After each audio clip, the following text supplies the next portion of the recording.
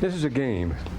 I don't need this. I just wrote it down this morning, but may expedite things. We'll call it the escape game, or Fugamundi. Fugamundi. And we'll mark it this way. Who does the escaping, and from what? So we start out here with, naturally, Lehi. You know, we're not going to have room for them here. Let's leave the Mundi up here. It means flight from the world, of course, Fugamundi. And the Romans had just put an inscription like that, so we go this way. Naturally, first of all, it was Lehi who did the fleeing. He did the skedaddling. He did the getting out. And we'll see what well, first of all, I guess the name of the game is that you find in Revelations 18:4, where, it is Revelations 18:4. Passage we all know. Come out of her, O my people, partake not of her sins, lest ye partake of her plagues. So all these people are running away from something. We'll see what it is. Each time I'm going to refer to the scripture here. Now, Lehi's Jerusalem, we're not talking about that part this semester, is described by his contemporary and friend Jeremiah. So we'll put this reference on, Jeremiah 5. He's running from Jeremiah 5. We have lots of room there. Oh, here we are, Lehi. Lehi from Jeremiah 5, 25 FF. These are good passages, typical of what he's running away from. 7, 4 FF, which I will read to you presently for your delectation. So, 25 and, come on, Jeremiah. Yeah, here we are. 5:25, right at the beginning here, yes. Just a couple of passages here. Your iniquities, this is speaking to Jerusalem in the time of Lehi, your iniquities have turned away these things, and your sins have withholden good things from you. For among my people are found wicked men, they lay wait. He that setteth snares, they set a trap, they catch man. As a cage full of birds, so are the houses full of deceit. Therefore they have become great and waxen rich. They're waxen fat, they shine, yea, they're overpassing, and that's Shemon, sign, a fat, sleek glossiness, you see. They shine, yea, they overpass the deeds of the wicked. They judge not the cause of the fatherless, yet they prosper, and the right of the needy, yet they're not judged. Shall I not visit for shall I not visit for these things, saith the Lord? Shall not my soul be avenged on such a nation as this? A wonderful, horrible thing is committed in the land. The prophets prophesy falsely. The priests bear rule by their means. And my people love to have it that way. And what will you do in the end thereof? Another passage, this other one in 7. Did I say 7? Yes, 7:4, following. Trust ye not in lying words, saying, the temple of the Lord, the temple of the Lord, the temple of the Lord. Temple and Doni, the famous saying, you trust in the temple and everything will be all right. For if ye thoroughly amend your ways and your doings, if ye thoroughly execute judgment between man and neighbor, if ye oppress not the stranger, the fatherless, and the widow, shed not innocent blood in this place, neither walk upon other gods, after other gods to your hurt, then will I cause you to dwell in this place, in the land that I gave to your fathers forever and ever. But they have to move out. He has got to go, you see. Will you steal, murder, commit adultery, swear falsely, burn incense unto Baal, and walk after other gods whom ye knew not, and come and stand before me in this house, which ye call my name, and say, we are delivered to do all these abominations because we're in the temple? Is this the house which is called by my name become a den of robbers in your eyes? Remember, that's what the Lord said when he drove the money changers out. My Father's house is a house of prayer, but you have made it a den of thieves. He's quoting Jeremiah here. Delivered unto you by these abominations. Is this house which is called by my name become a den of robbers in your eyes? Behold, even I have seen it, saith the Lord. You're not getting away with anything. God is not mocked. And as we're about to find out. So, who else makes a mistake? Well, of course, then Nephi makes his great escapes. He's the great escaper. What's he escaping from? Well, of course, the desert, the perils of the desert, but especially from we'll put it here, from Nephi, from Laman and Lemuel, and from the slough of Jerusalem. This is what Laman and Lemuel represent, and so we'll put it this way, L and L. You have M&Ms, why not L and L's?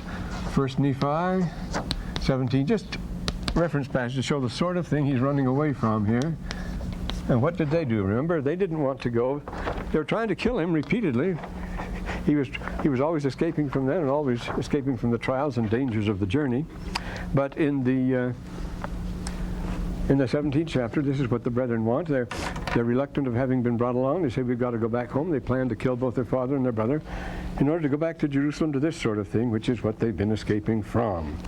You say, so it's 17, 20, and so forth.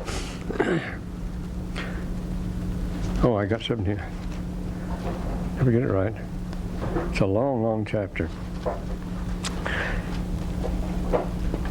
My brethren thought I was about to believe, yes. Thou art like unto our father, led away by foolish imaginations of his heart. See, this is the objection. They think, no, the other side has a case too. They're escaping to something else. They're escaping from, Lehi is escaping from a prosperous city, and their sons resent it. Everything's going to be all right. We're safe. And Nephi is leaving all their precious things behind, which is a foolish thing. He's escaping. And they want to escape from the desert and get back home where they can live comfortably. Thou art like unto our father, led away by foolish imaginations of his heart. He hath led us out of this land. We've wandered in the wilderness these many years with our women and children and so forth. Behold, these many years we've suffered in the wilderness when we might have enjoyed our possessions and the land of our inheritance. They've given this all for gracious living. They've given it up for this, you see.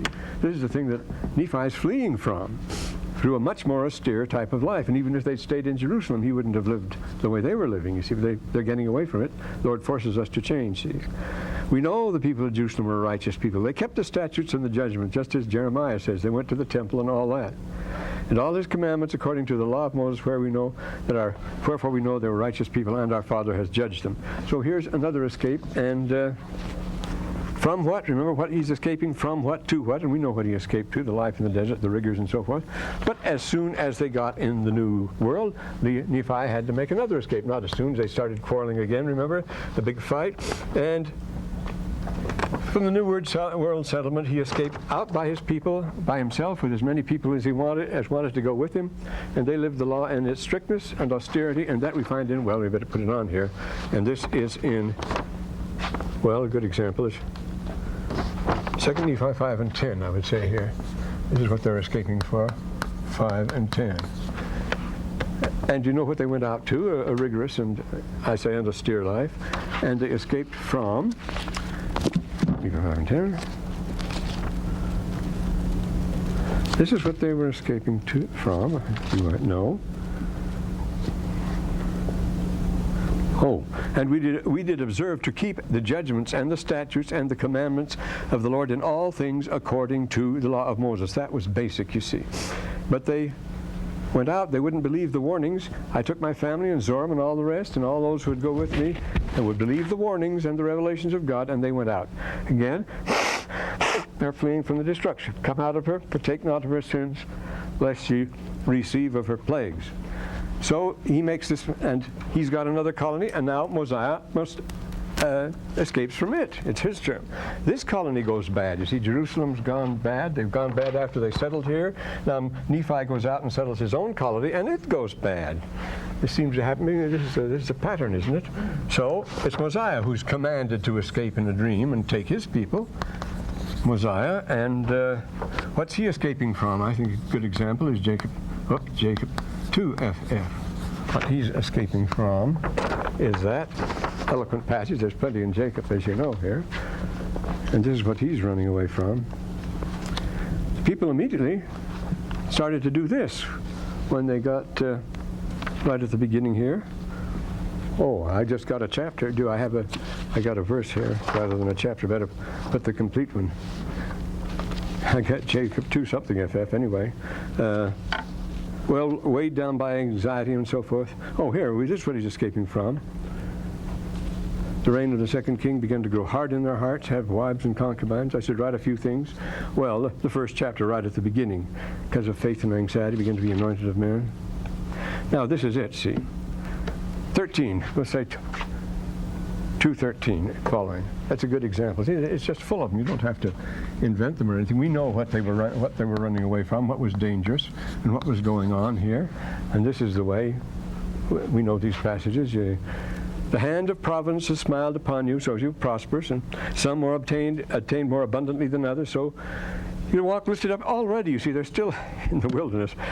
When you wear stiff necks and high heads because of the costliness of your apparel. This is already beginning in the family. This is Lehi's own family. I mean, this is his son, Jacob. And they're the first generation. They've already done this. They're already walking after escaping from Jerusalem.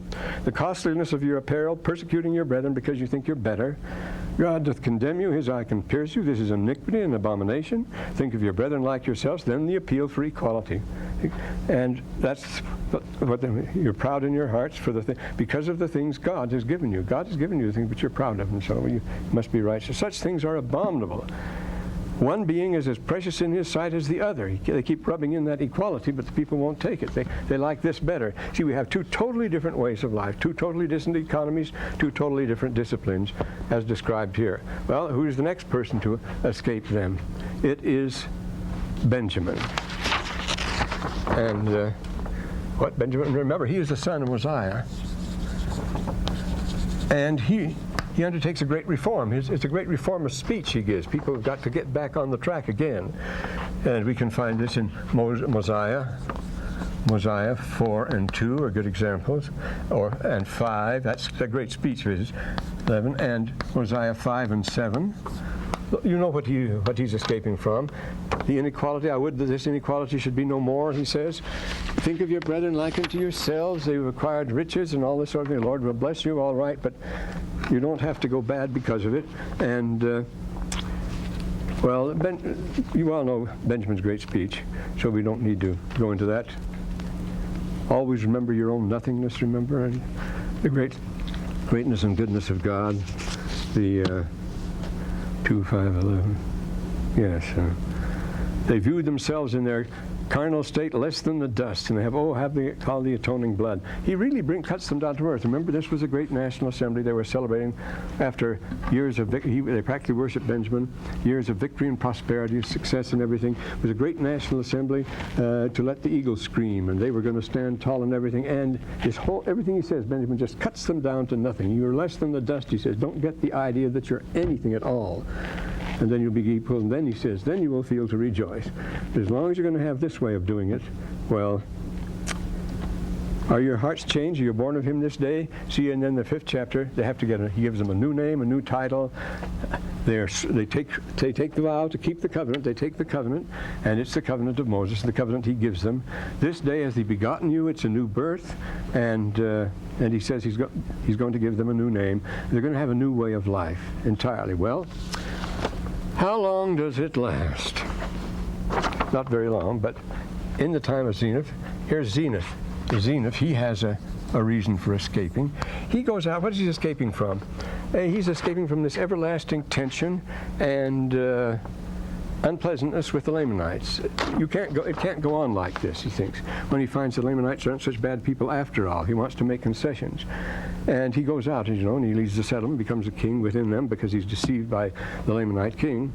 But Zenith goes out, and we find that in Mosiah 9, for example, what he's escaping from. Mosiah 9 and 1 will say, Zenith, having been taught all the languages, the fathers of our first inheritance, he sent a spy. Then I saw there was much good among them, and he wanted to save them and so forth, which happens. And then the 6th and 8th verses here. I went to the king, and he covenanted with me that I might possess the land, and he commanded his people to depart out of it. So there was a settlement, and everything was already was settled. And so we should put these references here, I suppose, where the Zenith goes out to relieve the tension. And it was going out. He goes out, entirely new community. They settle there, and they're in the midst of the Lamanites. It was quite a project. And 9:1, and 6-8. Just a few examples. You can find lots of them. And the next one. Then who goes out from this colony? Well, then we have already. His son is the wicked King Noah. So Alma has to run away from Noah. So we have another escape. And Alma goes out by himself, remember, founds his own church in the wilderness by the waters of Mormon and all that, and he's escaping from Noah. Moses 11, boy, I'm not writing very well. Moses 11, 2, 7, 15, various passages here. And at 18, 8, F, 27F and so forth. That's 27. These are passages. That's supposed to be a 15. See, there's a great, well, you know what the situation is when he goes out there. And it sounds just like the Dead Sea Scrolls people. You remember, it's very disciplined. They all work and so forth. And the priests visit them and they do their work and they baptize and they live holy lives out there. And that's much too strict for most people. So, Alma goes to the land of in the land of Helam. He settles in the land of Helam, and he's driven out of that. Remember, they're able to make an escape to the land of Helam, and then Alma again from Helam. He's escaped because he was running away from Amulon. Remember, Amulon just wouldn't let them even breathe. He came down so hard. He was so jealous of and the Lamanites too, because the kings made him a king. The main Lamanite king made him an under king. We get this Mosiah, we'll say, 24 and 7. Oops. And they finally ended up, this time they ran away, and he ended up in Jerusalem. And Mosiah was just waiting for him, open arms, because he brought the priesthood and the knowledge of the church and its organization, which he had gotten from Abinadi and from the scriptures, he being a direct descendant of Nephi anyway, and he was able to help Mosiah out. When Mosiah hesitated, he says, we can't launch the church in a big way here and then Alma came and they started working together. But what happened? Immediately, the first year, general defection, and Mosiah and Alma put their heads together. What do we do? He says, Alma says, I don't know what to do with these people. And the king says, I don't know what to do with these people. The only thing to do, we can excommunicate them. And they started on a huge scale, and soon the people, see, it became, because it says they were so scattered out, they couldn't keep control of all the churches out here, and they became more and more independent. And though the priests were sent out to them, there were all sorts of troubles, local troubles, and could they hold the church together? They couldn't. Soon it far outnumbered the others, and so we have Alma and Mosiah. And what they're having to fight against is a general defection here. General defection. That's everybody falling away, getting disinterested, going their own ways. People aren't willing to live that strictly. That's the whole point, you see. We do not like the law of consecration, whether we like it, whether we say we do or not. I mean, whether we come to keep it or not. And here, good passages for that are Mosiah, 27, 7 to 10 is pretty good. Yeah, now we got to have more room up here, so we'll just add the next people that defect and go away. Alma's had that trouble. Then what happens, you see? Then Alma's son, he's among the defectors. He's among the troublemakers. But you know how he got converted. And then he escapes. He says he escapes from the bonds of hell, actually. He makes an escape. He has to. This is Alma Jr., Alma 2 here. And he makes his escape in the, where he talks about it is, I'd say Mosiah 27, where he describes what he's been through, and he's escaped, and he doesn't want anybody else to have to go through that. And it is a matter of escaping. He says, I've been delivered, I've been snatched, I've been saved. This is a spectacular escape. So what does he do? Well, the sons of Mosiah go out. They make an escape. Sons of Mosiah. They're nailed for political jobs, and none of them will take them. So they all run away on missions. It's a sensible thing to do. And so what they're escaping is the double burden of royalty, we're told. Remember? They're warned about it. Their father tells them nobody wants to be. The double burden of royalty is the burden on the king himself, to make an honest king suffer terribly, he says, and the burden on the people if they get an unjust king. One way or the other, there's an unfair burden either way, and you can't escape it.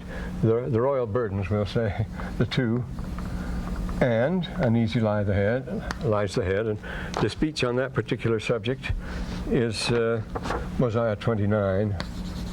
Got more room now. 29 and 25 to 29. Oops. 25 to 29. Mosiah 29, 25 to 29. Oh, no, excuse me. 29, 16 FF. We've already got that one. 16 following. That's a long speech. 16 FF. And especially 33 and 33 and 34. This is the just king has to suffer, and this is with an unjust king, everybody suffers. And then finally, Alma. Where does Alma go? Remember, Alma is now, Mosiah puts Alma, he doesn't go, but he's put in charge of everything. Now we're coming to this part. Now we're going to have a happy time. Alma, the charismatic Alma, everybody was crazy about Alma, but now he'd been converted thoroughly. And how? And he's in charge not only of the church, but he's the high priest in a sacral society, judge. He's the chief judge, as well as the high priest. He's the head of the church and the state. Anybody writing this would say we're in for a golden age. Anybody writing a book this time. At last, a new age dawns with Alma. Ha ha ha. And what happens? Before the year is out, the whole thing starts coming apart. Well. So that's, let's say 126. This is what I guess what he escapes to. The general corruption, there's collapse, as a matter of fact, which what's amount to, is in Alma 1, first chapter, 16 to 20. See what's happening? So we come up to this point now, and we'll find plenty more of escapes and collapses as we go here. But we had come to these most popular verses here in Mosiah. As I say, we mentioned the last time, Mosiah 2, and Mosiah 2 and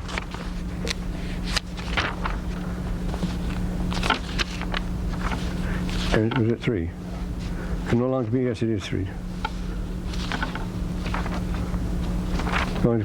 Spread through knowledge very keen to you. Well, he gives him a speech here. The angel speaks to Mosiah, and the prophecies of Christ. Oh, it's Alma. I think I've been reading from Alma, the beginning of Mosiah instead of the beginning of Alma. How far gone I am. Yes, it's not Mosiah 2, it's Alma 2. Yes, here. In fact, it's Alma 1. Here we are. I say this is the one we talk about. They did not wear costly apparel or anything like that. 29th verse here in the first chapter.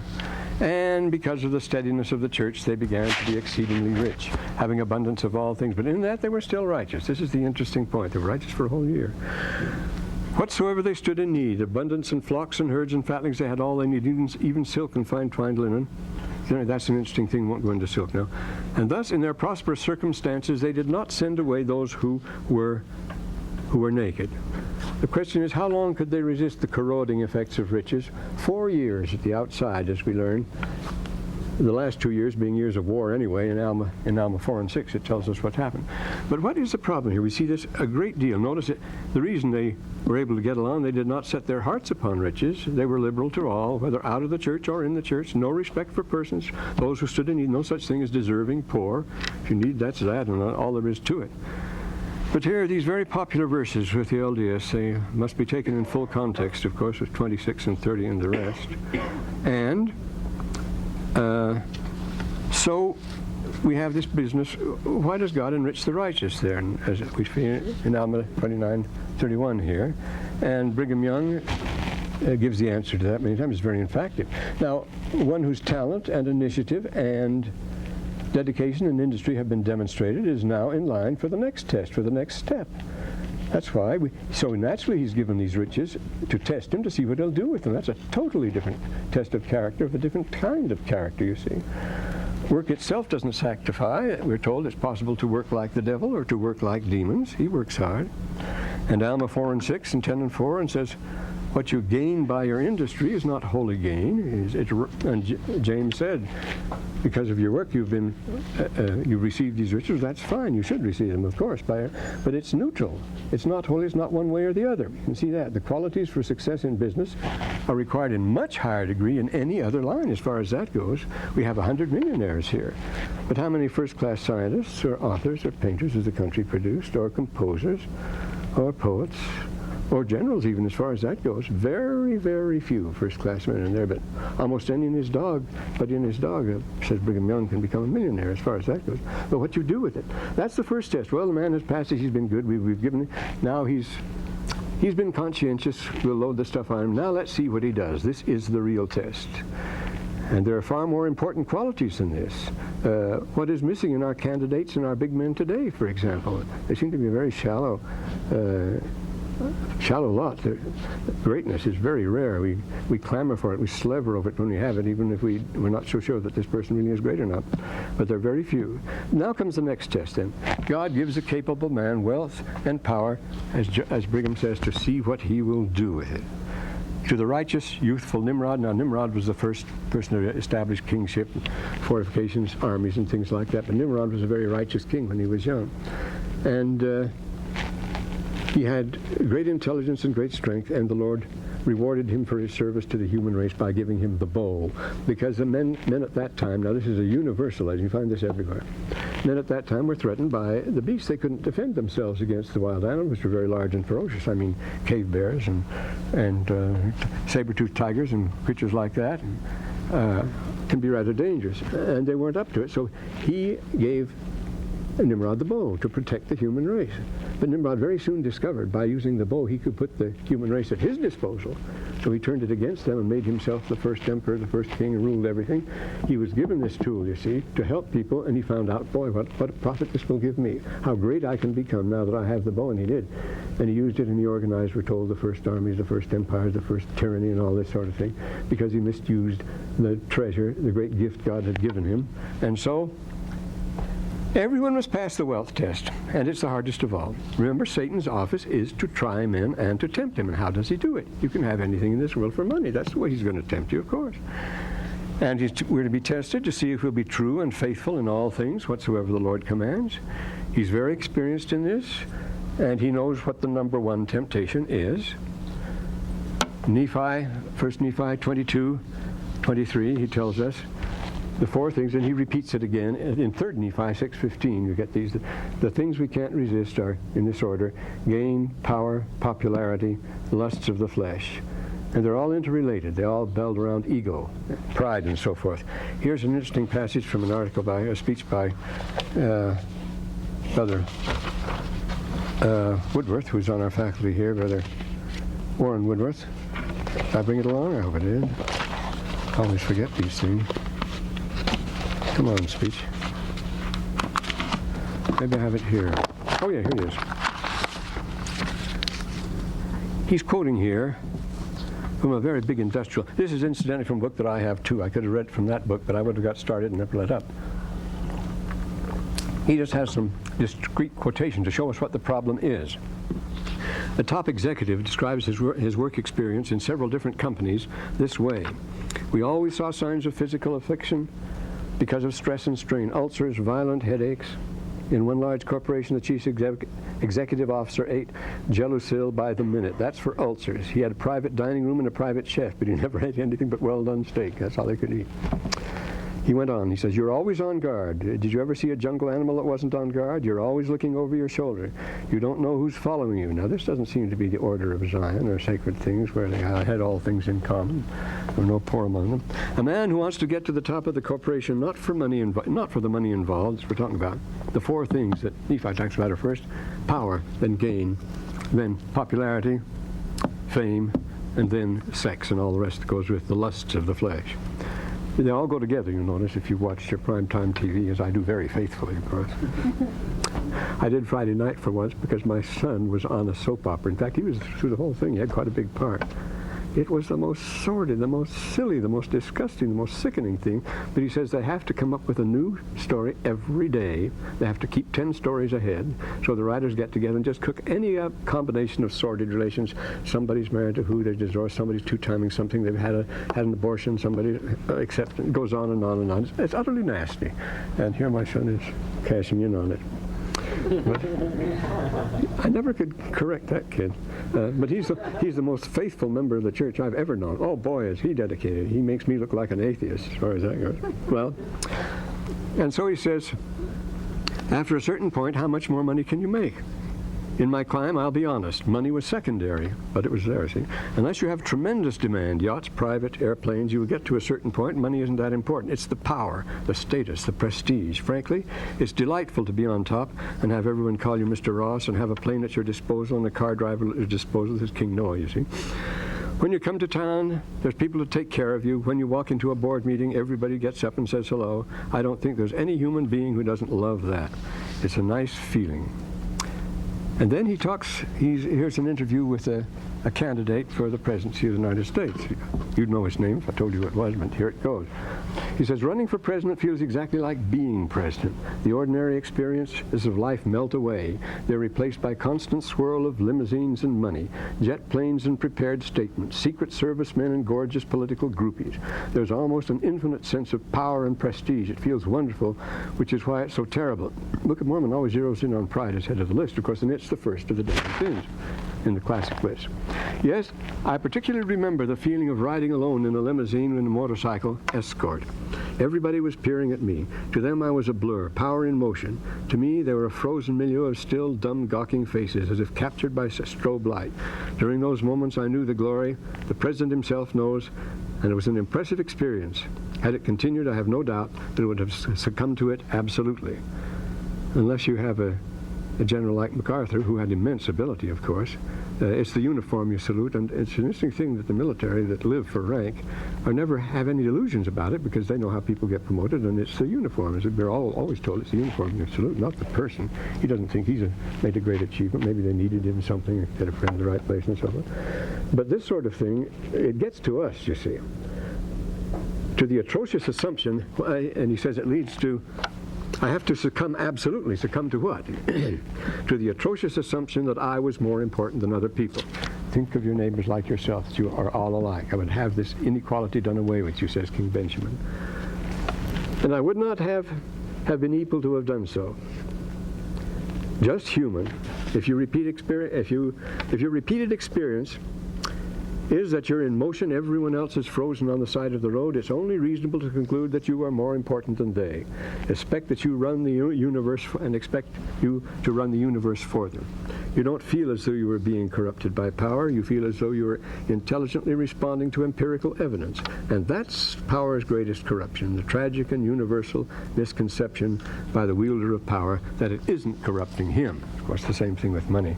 Of course, that's the famous dictum of Lord Acton, remember? All power corrupts, and absolute power corrupts absolutely. So look out for power.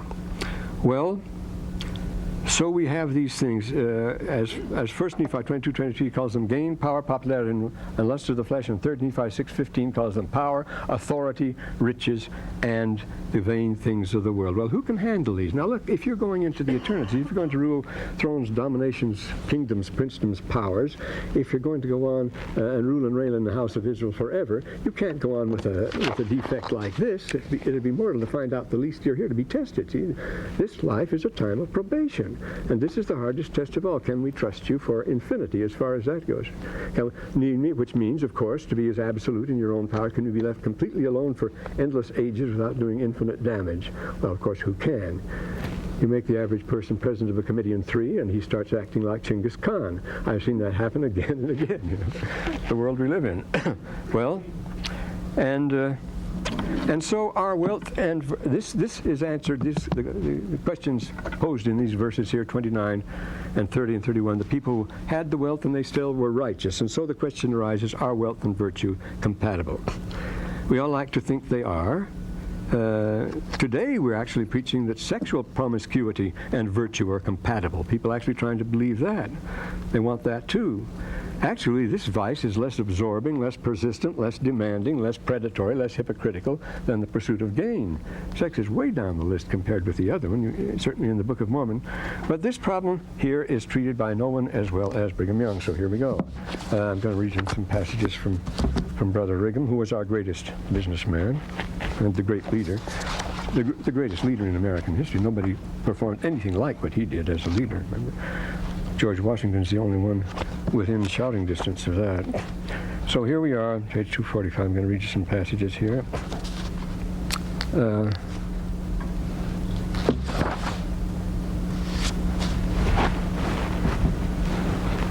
He starts out here. Remember the passage? I just noticed this here. I hadn't intended to read it. This is thrown in. I say no extra charge. This is this anyway. We often hear the strange perversion of that saying, the idler shall not eat the bread of the laborer, which of course means that the idle rich shall not eat the bread of the laboring poor, which has been the way throughout history. The laboring poor is ground down, supporting the rich. And Brigham says, man has become so perverted as to debar his fellows as much as possible from these blessings and constrain them by physical force or circumstances to contribute the proceeds of their labor to sustain the favored few. Now, he discovered the conflict at an early age. Can you have them both? And he said, I sought for riches when I was 19, but in vain. There was always something that kept telling me that happiness originated in higher pursuits. Doctrine and Covenants 6 and 7, beginning with the 6th chapter, the Lord, the first specific command, once the conditions are agreed on with the Lord, have been clearly explained and accepted by those, the brethren, to carry on the work. What must be demanded? There must be faith and all the other things, and this is what you must have, he says. And but then he gives the first specific rule, the first explicit order in clear and ringing words: seek not for riches, but seek for wisdom. Clearly marked alternatives: not seek for wisdom more than riches, but seek for the one and not for the other. They are mutually exclusive. You cannot serve God and mammon, the Lord says. You must necessarily hate the one and love the other, and you must serve God with an eye which is single to his glory. Now, this is a common rationalization here, and Brigham has a lot to say about it. Well, we read about the case of Brother Hamilton, didn't we? Yeah, Hammond. Hammond, excuse me, not Hamilton, but Hammond. Ooh. He says he sought for riches but in vain, kept telling him that happiness originated in other pursuits. At the very beginning of the church, Joseph Smith said, God has often sealed up the heavens because of covetousness in the church. You're not going to have covetousness and revelation.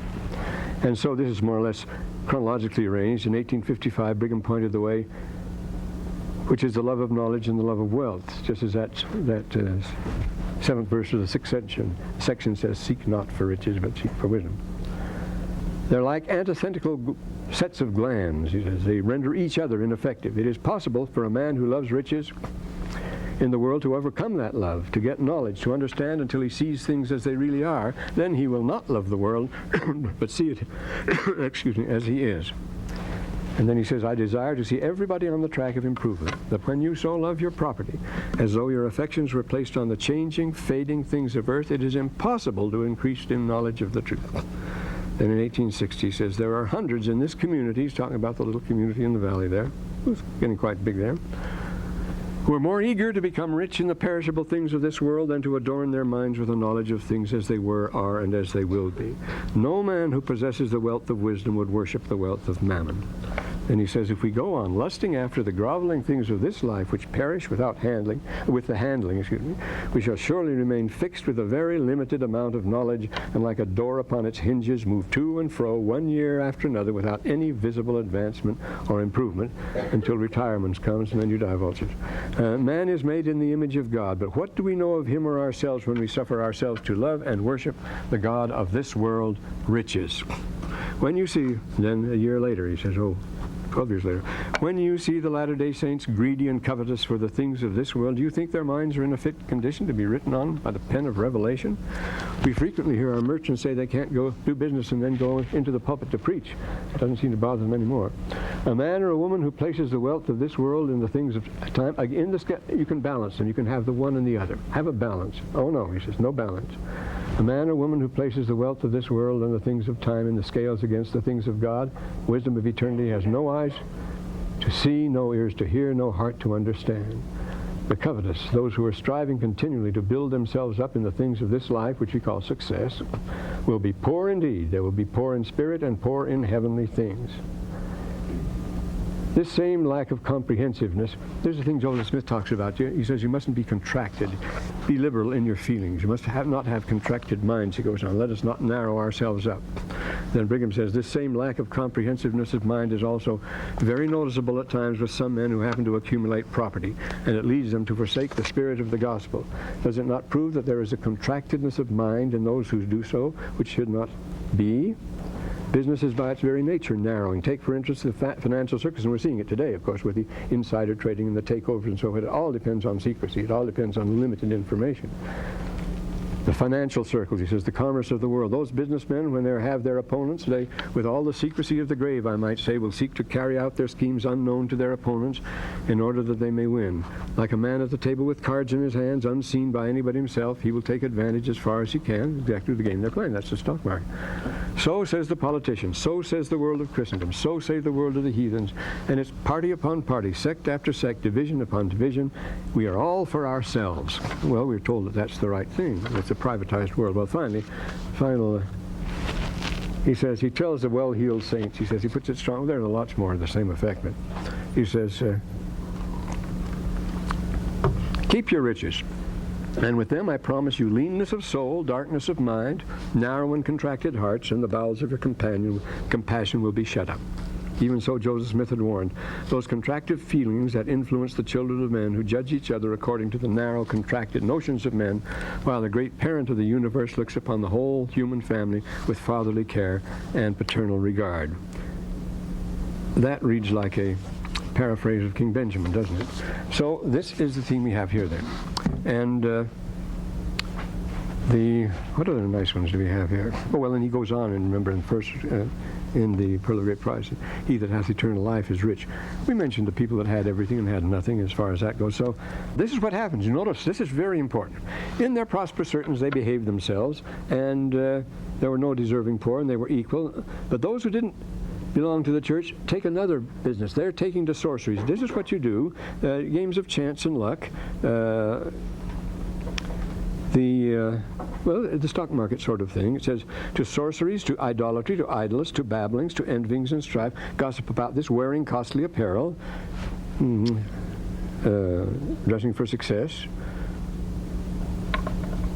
All one picture, notice, all centered around personal gain. All the primetime mix.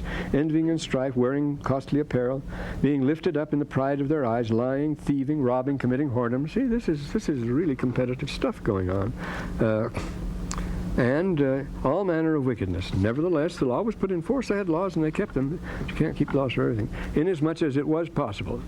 That's an important qualification. They were doing all these wicked things, but you can't put a person in jail just for being mean or being cruel or for oppressing on a debt. You can't do that. You have to let people do what they want to, and so this goes on. So we have two definite societies. The one they did not set their hearts on it, were liberal to all, and the others were in for all they could get. Were they grabbing, risking for success and all the rest. So then finally, in the life it was known, therefore, there was much peace until the 5th year of the reign of the judges. Then everything breaks loose. So this lasts only for 4 years. Alma got them off to a good start, but right away, see, they were acting like this. And you see these two societies are very different from each other. There's not much chance of compromise between them. They won't allow it, you see. So comes the 5th year, contention among the people. Now this Amalekite, he takes advantage of it. He's a shrewd person. He's able. He's effective. He's a born winner. And he's a member of the Nehor Church. You see, the Nehor Church is going to be the church from now on. Notice in the 2nd chapter, this man, notice his quality. He was a very cunning man. He was wise. He was sharp as to the wisdom of the world. And after the order of the man who slew Gideon, he was a member of the Nehor Church. And he drew away many people after him. Already we're told, remember, just before when Alma got in, lots of people were apostatizing, had to be cut off, and lots of people, well, not lots of people had to be excommunicated, it tells us. Remember, lots of people were cut off from the church, and even more of them just left of their own free will. They just apostatized, all joining the Nehors. This is what's happening. And it's going on here, and it picks up speed with this man Amalekite, who's taking advantage of the motion. And this was alarming to the people of the church. They knew that according to the law, that such things must be established by the voice of the people, because he puts it on a different level now. It's not just religion, or not a big shot like Nehor, the evangelist. He wants to be king. Well, this is something else. They just abolished the kingship. What's going to happen now, you see? Naturally, it gets them worried. He gets a big party following him, and he goes for the big one. Kingship is out of fashion for only 5 years here. He gets followers and so forth. And so, where do we have this one here? Well, it alarmed the people of the church. It alarmed everybody else, for they knew that such a thing should have to be established by the voice of the people. Not by the voice of the church, but the voice of the people. They knew they'd be shut out if that's what happened. And if Amalekite won his victory, it would be legal. because the church as such had no voice in the civil government. They couldn't vote as member of the church. But if he won the election, we said they would do all things by the voice of the people, and if the people choose the wrong thing, that's just too bad for them, that they'll be responsible. So he could legitimately be elected king, as far as that goes, by their constitution, doing things by the voice of the people. And he had a real power base. It was his intent to destroy the Church of God. That was his immediate obstacle that he had to get rid of. And he polarized public opinion. Notice, the whole of the people assembled together. They divided into separate bodies, having much dispute and wonderful contentions one with another, like a political convention. Everything going on, splitting up and so forth. The voice of the people came against Amalek, so he didn't win. But like Satan in heaven, Satan wasn't cast out of heaven, you see, for voting the wrong way. Most of the people did the first time, the second time, but he refused to accept the verdict. And he was going to resort to violence with a third of the hosts of heaven, and therefore was cast out in a twinkling. There was no war in heaven. The word is polemus that's used, and Joseph Smith explains that very well, incidentally. But he was cast out for refusing to accept the popular vote. So here we go. And it came to pass, they went right ahead. They wouldn't accept that. Like Pinochet wouldn't accept it. We've had this happen. Well, this happens again and again. In Iraq, another classic example. Dictators just don't accept defeat. They'll hold a free election, but it goes the wrong way. Everybody screams fraud and so forth. Today, this is increasingly common, of course. No one ever admits any wrongdoing today, any need to repent, any feeling of guilt. There is nothing wrong with us. It was bad advice I got and so forth. I don't remember. Incriminating events, circumstances, and so forth. We don't need to obey the laws. They were made by, we don't agree with them. They're bad laws, so we won't keep them. We don't like the API. It was made by another administration, and so forth. And this goes on, the world we live in. Amalek did stir up those who were in favor and anger against those who were not in his favor, and they wouldn't accept the verdict. So they go ahead with their own program in contempt of the Constitution, which they had adopted just 5 years before. So already you see that we're in deep trouble. And they consecrate Amalek king, and he commands to take up arms against their brethren, that they might be subject to him.